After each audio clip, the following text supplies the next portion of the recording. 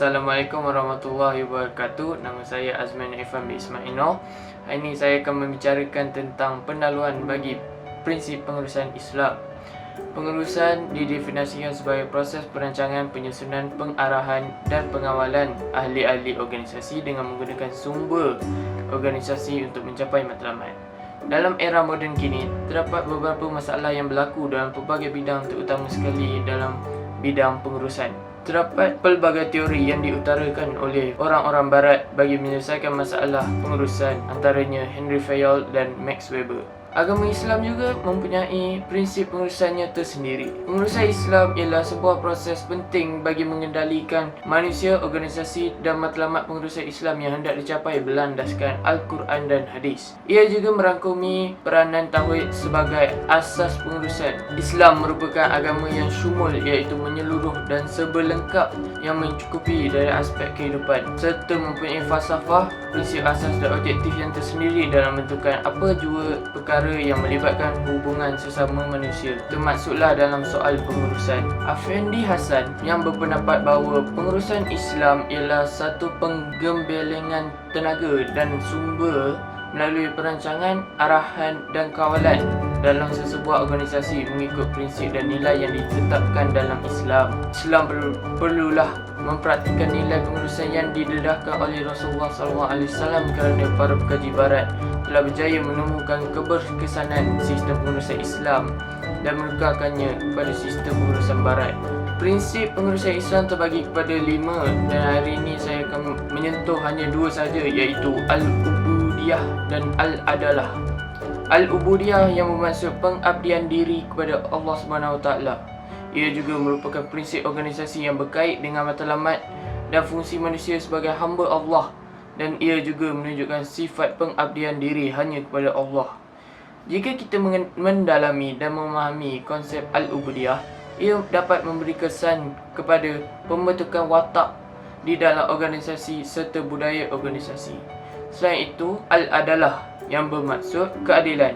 Ia menggambarkan kepada hak, iaitu pemberian hak kepada yang berhak dan meletakkan sesuatu tepat pada tempatnya. Dalam konteks organisasi, keadilan tergolong dalam aspek pengurusan dari sudut pembahagian kerja, amanah, upah, tanggungjawab dan komunikasi. Keadilan merupakan prinsip pengurusan Islam yang harus dilaksanakan dan ditegakkan dalam sesebuah organisasi, dan Allah berfirman dalam surah Al-Nahli ayat 90 yang bermaksud, sesungguhnya Allah menyuruh berlaku adil dan berbuat kebaikan serta membuat bantuan kepada kaum kerabat dan melarang daripada melakukan perbuatan-perbuatan yang keji dan mungkar serta kezaliman. Dia memberi pengajaran kepadamu agar kamu dapat mengambil pengajaran. Surah An-Nahl ayat 90. Assalamualaikum warahmatullahi wabarakatuh. Nama saya Nizatul Syazwani binti Zahruddin dari kelas 3I. Saya ingin membentangkan tentang subtopik saya di mana yang bertajuk konsep dan aplikasi Al-Ubudiyah dalam pengurusan. Sistem Al-Ubudiyah merupakan prinsip organisasi yang berkaitan dengan matlamat dan fungsi utama manusia sebagai hamba Allah SWT di muka bumi ini. Dengan ini, semua kegiatan seseorang individu itu haruslah disertakan dengan sifat pengabdian diri kepada Allah SWT. Tegasnya, Al-Ubudiyah merupakan prinsip organisasi yang berkaitan dengan matlamat dan fungsi utama manusia sebagai hamba Allah SWT.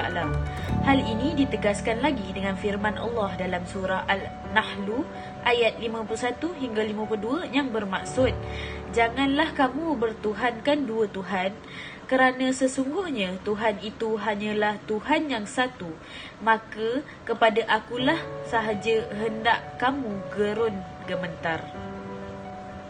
Perbincangan seterusnya adalah melibatkan aplikasi prinsip Al-Ubudiyah dalam semua aktiviti atau pengurusan seharian seperti organisasi, akhlak, etika bekerja dan pengurusan dalam pelaksanaan sesuatu program.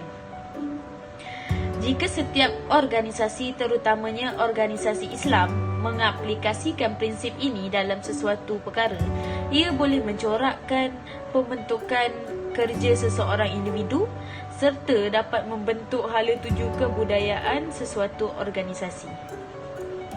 Akhir sekali, bagi mendapat akhlak yang baik, setiap individu perlulah tazkiyatul nafs, iaitu pembersihan jiwa.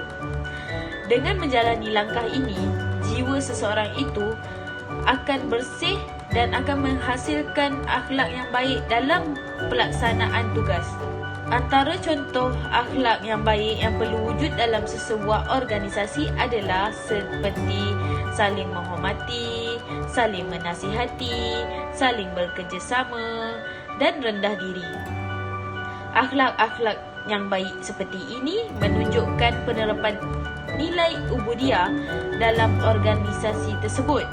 Hal ini kerana ubudiyah seperti dijelaskan di atas tidak hanya bermaksud melakukan ibadah yang khusus, tetapi ia juga meliputi segala perbuatan, perbualan dan perkara yang membawa kebaikan sama ada kepada individu, masyarakat dan agama. Sekian daripada saya. Terima kasih. Assalamualaikum, nama saya Amir Aizat bin Azhar dan hari ini saya akan menerangkan tajuk saya, iaitu kebaikan mengamalkan prinsip Al-Ubudiyah dan kesan mengabaikan prinsip Al-Ubudiyah. Yang pertamanya, seperti semua orang tahu, kita sebagai umat Islam, agama Islam telah meletakkan garis panduan tertentu bagi seorang pengurus, pemimpin dan pentadbir yang telah ditugaskan dan diamanahkan oleh Allah Subhanahu Wa Taala agar memahami konsep Al-Ubudiyah berikut. Baiklah, tanpa kita membuang masa, kebaikan yang pertama ialah sekiranya kita mengamalkan prinsip Al-Ubudiyah.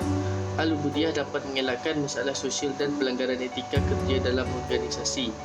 Pekerja yang taat kepada Allah akan sentiasa menjauhi perkara-perkara yang ditegah dan dibenci oleh Allah, seperti curi tulang, tidak amanah, mengumpat rakan sekerja dan sebagainya.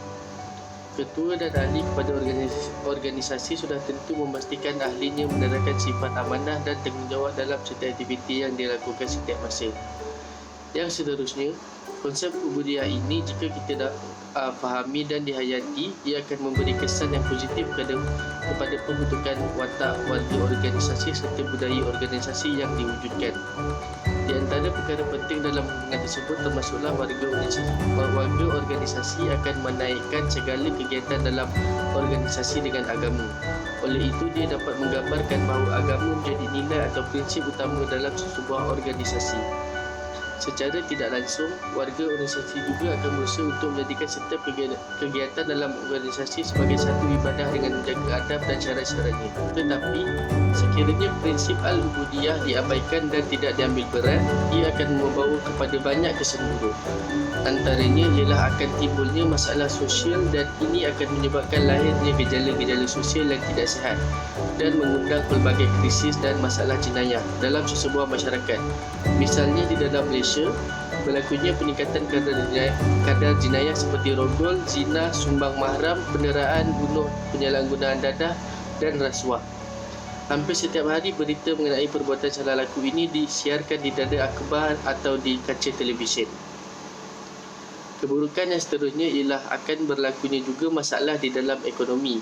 Contohnya pecah amanah, rasuah dan lain-lain bentuk penggelapan wang adalah dosa luar biasa yang sudah dianggap biasa. Masalah dalam ekonomi juga dapat dikesan apabila wujudnya manusia dalam kalangan umat Islam yang berpendapat dengan menghalalkan riba supaya dapat meningkatkan lagi prestasi ekonomi. Ada juga yang mewujudkan pelacuran berlesen untuk membanteras pelacuran yang haram dan ada yang membolehkan pendedahan aurat untuk tujuan perniagaan. Itu adalah sedikit contoh yang berlaku dalam masyarakat Islam apabila kegiatan ekonomi dijalankan tetapi tidak berpandukan ajaran Islam. Assalamualaikum. Nama saya Muhammad Amrul Izhar bin Razman. Seterusnya, saya akan menerangkan tentang konsep dan aplikasi prinsip Al-Adalah. Dari segi bahasa, Al-Adalah bermaksud meletakkan sesuatu pada tempatnya.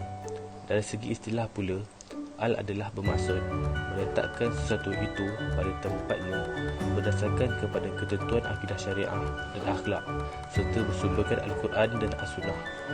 Menurut Al-Mawardi, ia juga bermaksud bercakap benar, jelas kejujuran, menjauhi haram, memelihara diri dari melakukan dosa atau bersubhat dengannya. Keadilan dalam Islam merujuk kepada hak, iaitu pemberian hak kepada yang berhak dan meletakkan sesuatu pada tempatnya. Dalam arti kata lain, Islam adalah agama yang benar, agama yang paling sempurna di antara agama samawi yang diturunkan oleh Allah Subhanahu Wa Taala. Kesempurnaan dapat dilihat dari syariatnya. Tidak ada satu sendi kehidupan pun melainkan semua itu terliputi oleh hukum atau syariat Islam, termasuk dalam aspek keadilan. Terdapat satu dalil yang menerangkan tentang prinsip al-adalah, iaitu dipetik daripada surah An-Nahl ayat ke-10. Sesungguhnya Allah menyuruh berlaku adil dan berbuat kebaikan serta memberi bantuan kepada kaum kerabat, dan melarang daripada melakukan perbuatan-perbuatan yang keji dan mungkar serta kezaliman. Ia mengajar kamu supaya mengambil peringatan mematuhinya, iaitu dengan menjalankan suruhannya dan meninggalkan segala larangannya. Seterusnya, saya akan menerangkan tentang aplikasi al-adalah dalam kehidupan Islam. Terdapat beberapa struktur yang mengaplikasikan prinsip al-adalah. Antaranya ialah ketika membuat keputusan. Sebelum membuat keputusan berkaitan dengan sesuatu perkara, kita seharusnya melihat dari pelbagai sudut sebelum membuat sesuatu keputusan tersebut. Hal ini dapat mengelakkan sesuatu keputusan yang akan menyebabkan kita menyesalinya. Sebagai contoh, ketika proses pengambilan pekerja, keadilan perlu diamalkan dalam proses pengambilan pekerja agar pekerja yang dipilih menepati kriteria dan kelayakan yang ditetapkan oleh sesebuah syarikat. Sekian itu sahaja daripada saya. Assalamualaikum. Assalamualaikum, saya Nurul Syazana binti Abi Wahab. Pada hari ini saya akan membentangkan tentang kebaikan mengamalkan prinsip al-adalah dan kesan mengabaikan prinsip al-adalah di dalam pengurusan Islam. Terdapat dua kebaikan mengamalkan prinsip al-adalah dalam pengurusan Islam. Yang pertama, memupuk kerjasama dalam kalangan pekerja dan juga masyarakat sekeliling, berkait rapat dengan konsep hablum minan nas, iaitu hubungan sesama manusia. Apabila diamalkan dengan sempurna, maka pengurusan Islam akan terlihat cukup indah dan disenangi oleh semua pihak. Sebagai contoh, apabila sikap adil ditunjukkan, maka masyarakat akan berpuas hati dengan khidmat yang diberikan dan akan memberikan sepenuh komitmen dalam urusan mereka. Allah Subhanahu Wa Taala menekankan perkara ini di dalam Al-Quran yang menyatakan bahawa umat manusia perlulah bekerjasama. Prinsip ini amat penting bagi memastikan keadilan dalam pengurusan dan juga meraih kepercayaan masyarakat terhadap pengurusan Islam. Seterusnya, melahirkan suasana harmoni dan aman damai. Tiada tuntutan Islam yang menjurus kepada impak yang buruk. Keadilan yang diamalkan akan membawa kepada keharmonian. Apabila berlaku adil kepada semua pihak, tidak akan berlaku rasa ditindas atau dilayan dengan layanan yang berbeza. Allah menerangkan tiada kelebihan di antara satu sama lain mengikut nilai kejadian mereka. Lebih atau kurangnya manusia di sisi Allah sebenarnya diasaskan kepada perbuatan dan sejauh mana mereka menjaga syariat yang ditetapkan oleh Islam. Terdapat dua kesan tidak mengamalkan prinsip al-adalah dalam pengurusan Islam. Antaranya, menyebabkan huru-hara. Pihak yang tidak berpuas hati dengan pengurusan akan berang dengan ketidakadilan yang ditunjukkan. Mereka akan menyuarakan rasa tidak puas hati dengan cara rusuhan. Akibat daripada lumrah manusia yang meluahkan rasa tidak puas hati melalui kemarahan, maka suasana akan menjadi huru-hara. Hal ini akan menjejaskan imej pengurusan Islam di mata luar. Seterusnya, akan menyebabkan imej Islam itu sendiri akan tercemar. Sudah semestinya pandangan kaum dan juga agama lain terhadap Islam akan terjejas. Apabila pengurusan Islam mengutamakan kaum atau agama, sudah semestinya masyarakat tidak akan berpuas hati dengan layanan yang diberikan. Islam tidak membeza-bezakan kaum maupun agama dan juga masyarakat dalam bersosial dan juga berurusan. Tiada diskriminasi antara kaum maupun politik.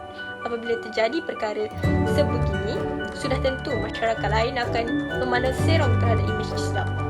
Sekian daripada saya tentang kebaikan mengamalkan prinsip al-adalah dan kesan tidak mengamalkan prinsip al-adalah. Kesimpulannya, kita dapat melihat bahawa pengurusan dan pentadbiran adalah perkara yang sama. Kewujudan organisasi adalah sebagai penggerak utama yang berkaitan dengan urusan dalaman dan luaran. Pembangunan sistem pengurusan dan pentadbiran Islam di Malaysia pada hari ini majoritinya telah berkembang dengan hikmah untuk memajukan umat Islam tanpa memudaratkan golongan yang bukan Islam. Secara tegasnya adalah menjadi tanggungjawab semua rakyat Malaysia, terutamanya semua yang beragama Islam, untuk melaksanakan pengurusan dan pentadbiran secara Islamik yang berlandaskan paradigma tauhid demi membina peradaban yang diredai dan dirahmati oleh Allah SWT.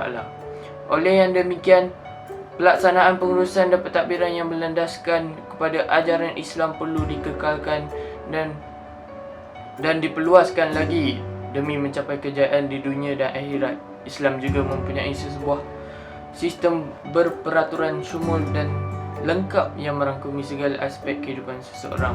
Allah berfirman dalam surah Al-Ma'idah ayat 3 yang bermaksud, pada hari ini aku telah sempurnakan bagi kamu agama kamu, dan aku telah cukupkan nikmatku kepada kamu, dan aku telah redakan Islam itu menjadi agama kamu. Sekian saja. Wabillahi taufiq wal hidayah. Assalamualaikum.